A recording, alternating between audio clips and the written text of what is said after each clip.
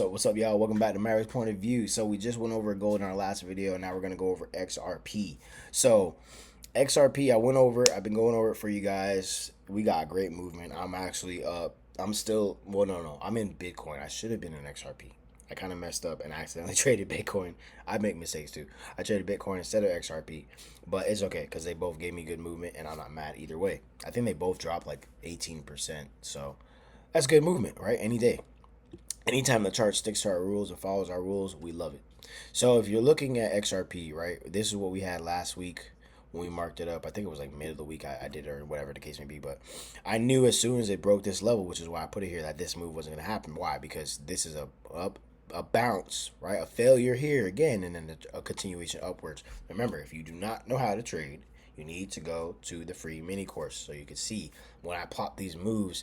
That's what I'm looking at. I'm looking at all these different factors to actually take the trade. I'm not just like, oh, this is happening, and as soon as it gets as soon as it gets back above, I'm gonna buy it. No, I'm gonna wait for my confirmations, and I always tell you guys, wait for your confirmations. So once this didn't happen and this happened, I'm like, oh, it's gonna go down. So I got in my sell and I took it all the way down. So right now we're currently hovering, excuse me, and floating above this level at 113. Well, the level is at 112, 112.18, 1.1218, because that's like $1.12. So we're hovering there, which is okay, right? This move didn't happen perfectly. I didn't get the bounce that I wanted, didn't get the retest, but I was already in from over here, so I was cool with it. You know what I mean? And like I said, I did it on Bitcoin like a dum dum instead of XRP. So whatever, things happen, and that's okay. What we're gonna do though is prepare for this week coming up. So now that this move did happen, it just didn't bounce, right? It didn't give me the boom, boom, boom. And as I tell y'all in the free mini course, trading is however you want to do. If your confirmation is just getting below this level, then you take that trade too. If your confirmation is waiting for the retest, then hey, you missed out. But it's all you get to customize how you want to trade it. That's why I love trading. It's all about how what you want to do, where you're at mentally, and if you're locked in enough to risk it for the biscuit once it breaks a level, then you go for it. You know what I mean? As long as you're sticking to your strategy and you're sticking to your moves, you should be fine. However, you also see where up here that didn't work. If you risk it for the biscuit here, you'd have got stopped out. So if you had took this buy, right, once it broke above, let's just say it didn't break another high, which is another reason why you shouldn't have taken this trade. But let's just say you took it as soon as it broke up the level. Your stop loss should have been down here, so you'd have been risking 4%, almost 5% basically, to make 11% on that move. However, that didn't happen. So if you got in early there, you would have lost there. However, if you got in early here, right, as soon as it broke low, let's just say as soon as it got below this low right here, you'd have been risking 8% to be up 15, right? So actually, if you take those numbers and compare them, you're up regardless. And that's what trading is. If you look at it, like, even if you make the wrong move at the wrong time, but if you stick to your strategy, you'll eventually come out on top, right? One win can erase 100 losses. And I want you to remember that. So, and this applies to me too. Just because I'm at the level that I'm at with these charts, I still lose sometimes, and I'll tell you why. Because mentally, I'd be aloof, I'd be whatever, I'd be thinking about this. I got businesses, da da da. My mind's overcluttered. I take a trade that I wasn't supposed to at that time, and I second guess. I'm like, you know what? I'm not supposed to be in this trade. And I take it out, and that's a loss, right? Those things happen all the time, and they're gonna happen. But this is trading is a business, and you don't just quit a business because you take a loss, right? Some businesses lose for 4 years before they actually win. So when it comes to trading, if you take 10 losses and you end up recovering all those losses with one win, that's a win. You know what I'm saying? So keep the right mindset with trading always. Now that we went over that, and I'm sorry, I don't mean to get all philosophical. Actually, I do mean to get all philosophical with y'all because trading is all mental. All right. So what am I looking at? Now I'm gonna look at this a little bit differently. If y'all looking properly, and this is not over yet, by the way. The week is not over yet. Let me drag this over so it's not so confusing to you guys.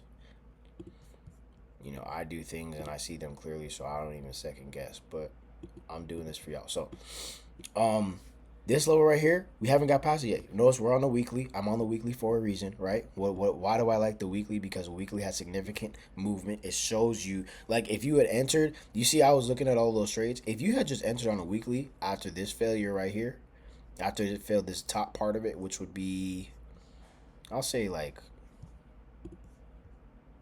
All right, let's go to the top of this wick zone, right? As you see that perfectly happen. So this was trying to push for a high to get above this current, like, fluctuation, this current wicks over here. It never did. It didn't do it here on the 16th, and it didn't do it here on the 11th of May, right? I think that was 16th of March. Yeah, so the 16th of March and 11th of May, both attempts failed. So buyers could not take over on both of those attempts, so it ended up dropping big. Now, if you're taking your trade on a weekly level right here, beginning Monday, the 18th of May, you'd have pushed down 24%, and you still be up almost 20% right now. So taking weekly trades is a good idea. It makes the chart clearer for you to be able to take actionable movement. And it also is for those of you who don't really have a strategy of trading, or sorry, not a strategy, but a schedule for trading where you can be on the charts all day, which you don't need to be on the charts all day.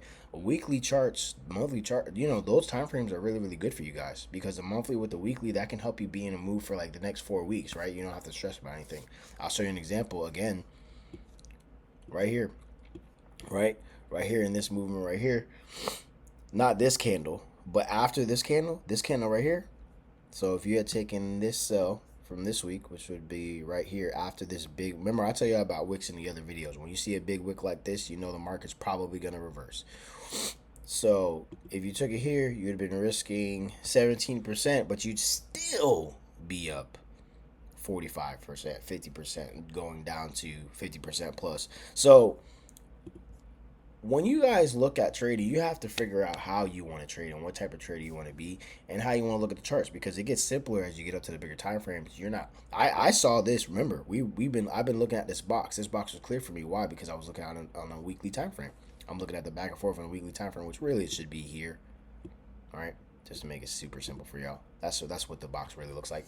But nonetheless, I'm seeing my charts clearly because I'm on bigger time frames and bigger movement. It's clearer movement, right? If you guys are looking at this, once you start to learn, you'll be like, oh yeah, I see what you mean, Mav.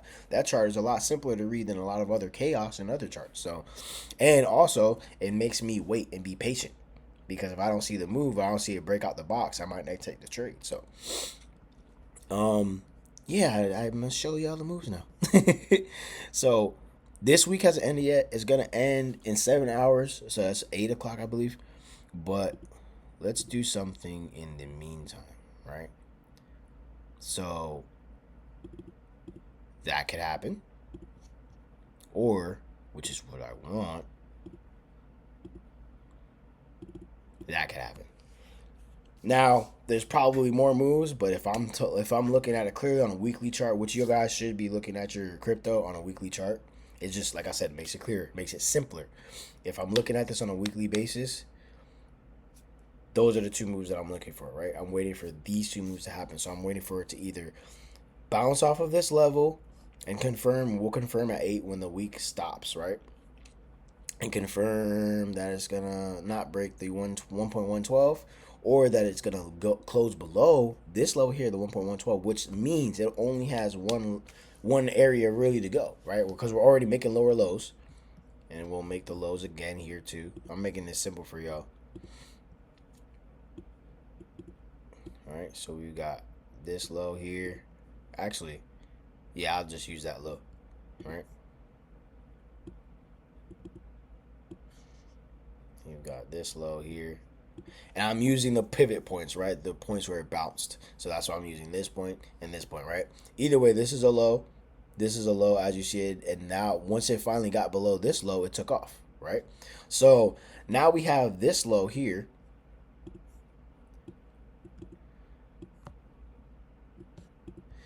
Right? So we've got one low, lower low, higher low.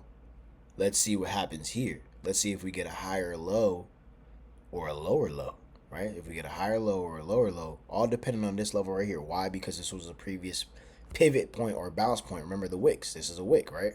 This is the previous point where the market bounced off from significantly. So if it breaks it significantly, it should go down significantly again. Or if it fails it significantly, it should go up significantly again. Or at least start its way back up. Who knows, right? That's why we approach the market in phases and stages, so that we're never really wrong, so that we're monitoring on the right time frame, and so that we can get the moves that we want to get, right?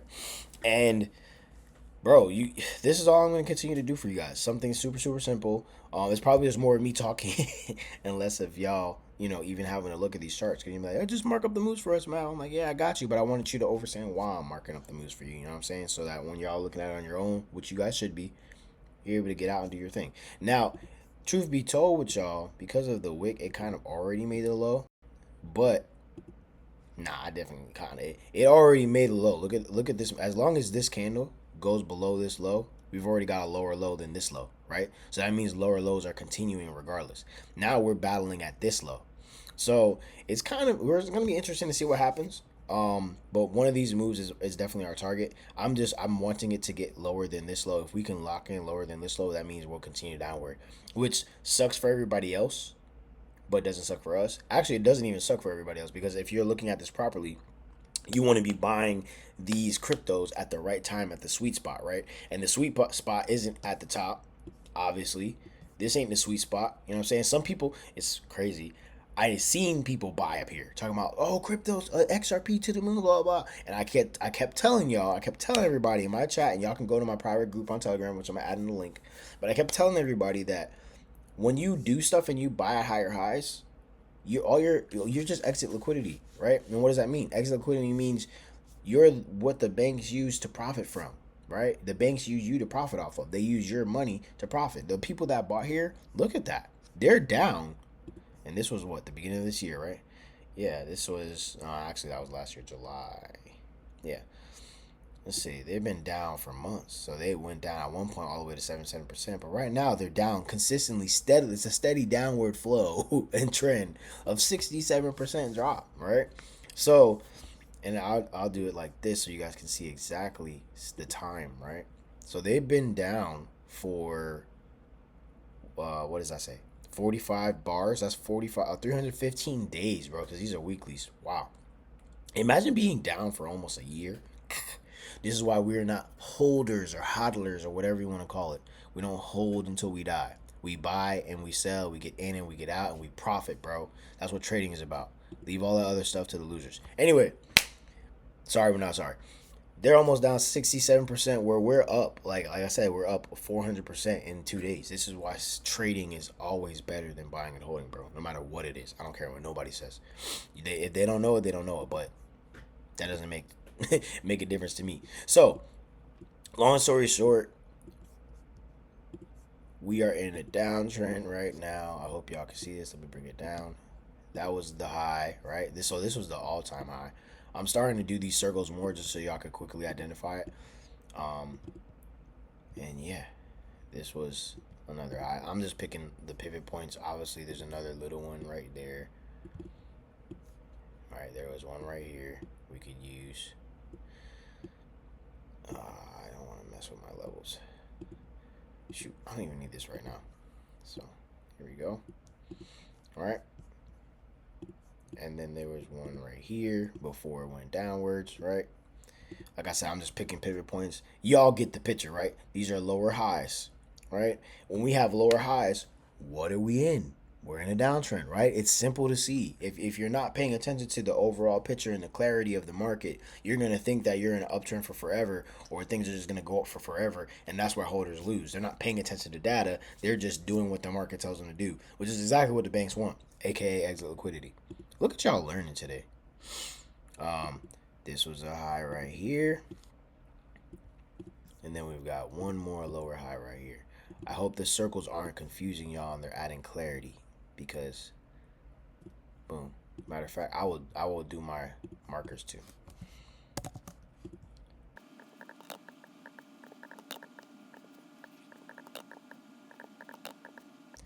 Okay, y'all get the point, right? Look at all these lower highs, and y'all gonna tell me we're still in an uptrend right now in XRP? Yeah. Vomit.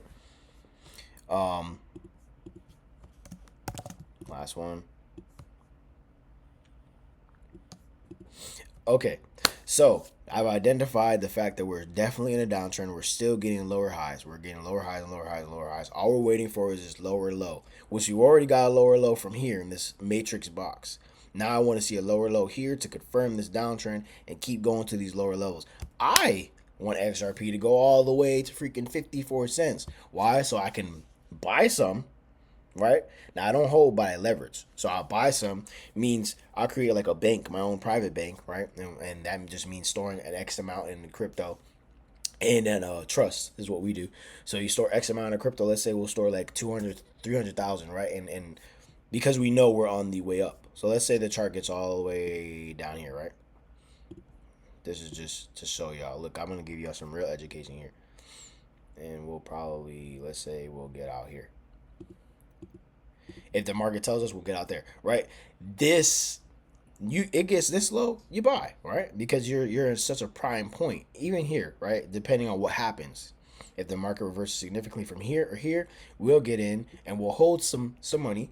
That way, when it gets to the top, we'll borrow against that money and we'll leverage, right? And we'll keep moving. So that's what's called a treasury. We will create treasuries, and we do create treasuries at certain specific points in the markets, but we're primarily traders. The treasury is just so you have some, bank account that you could borrow against. But and I do believe that going forward, they're gonna let you borrow more off of crypto. Right now, I think it's only like 50%, or I don't know if some other brokers are giving you more for it, but they're gonna start giving you more because as our monetary system switches to crypto, it's gonna be more heavily crypto versus cash.